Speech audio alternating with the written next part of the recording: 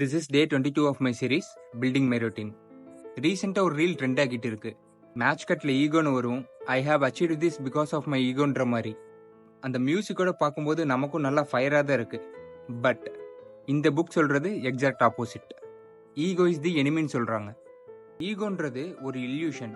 நமக்கு தெரிஞ்சுக்க வேண்டிய கற்றுக்க வேண்டிய விஷயம் நிறைய இருக்கும்போது உனக்கு எல்லாம் தெரியும்டா இல்லை தெரிஞ்ச வரைக்கும் போதுண்டான்னு சொல்லும். நம்ம மேலேயே நிறைய தப்பு இருக்கும், ஆனால் அக்செப்ட் பண்ண மாட்டோம். கேமில் தோற்று போயிருப்போம், ஆனால் மற்றவங்க மேலே ப்ளேம் போட்டுகிட்டே இருப்போம். இது ஊன் தப்பு இல்லை, இது அவ தப்பு இல்லை, அவன் தப்புன்னு இந்த ஈகோயிஸ்டிக் மைண்ட் நம்மளை கன்வின்ஸ் பண்ணிட்டே இருக்கும். அதனால தான் சொன்னேன், ஈகோ ஒரு இல்யூஷன். அது ரியாலிட்டியை புரிஞ்சிக்கவே விடாது. நம்ம மட்டும்தான் கரெக்டுன்ற மென்டாலிட்டி வந்துடும், அக்செப்டன்ஸ் ரொம்ப ரொம்ப குறைஞ்சிரும்.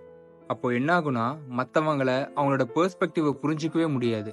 ஒரு ஃபீட்பேக் கொடுக்குறாங்கன்னா அதை அக்செப்ட் பண்ணிக்கவே மாட்டோம். ஏன்னா ஈகோ, நமக்கு தான் எல்லாம் தெரியுன்ற மென்டாலிட்டி. ஒரு செல்ஃப் சென்டர்ட் பர்சன் மாதிரி மாறிடுவோம். ஈகோ வந்தா அரகன்ஸும் வந்துடும். பட் பாயிண்ட் என்னன்னா, ஈகோன்றது வேற, கான்ஃபிடென்ஸுங்கிறது வேற. So don't be arrogant but be confident. இதுதான் நான் இன்னைக்கு இதுலேருந்து கற்றுக்கிட்ட விஷயம். அண்ட் உங்களுக்கும் இது யூஸ்ஃபுல்லாக இருக்கும்னு நினச்சேன். இது உங்களுக்கு இன்ஃபர்மேட்டிவாக இருந்தால் மறக்காமல் ஃபாலோ பண்ணிக்கோங்க. அண்ட் உங்கள் ஃப்ரெண்ட்ஸ்க்கு இந்த வீடியோவை ஷேர் பண்ணுங்கள். அண்ட் நம்ம டெய்லி ரொட்டீனுக்கு வருவோம். ஆஸ் யூஷுவல் தான், ஆஃபீஸ் ஒர்க்கை முடிச்சுட்டு ஜிம் போயிட்டு ரிட்டன் வீட்டுக்கு வந்து சாப்பிட்டு வீடியோ எடிட் பண்ணி டேவை க்ளோஸ் பண்ணிட்டேன்.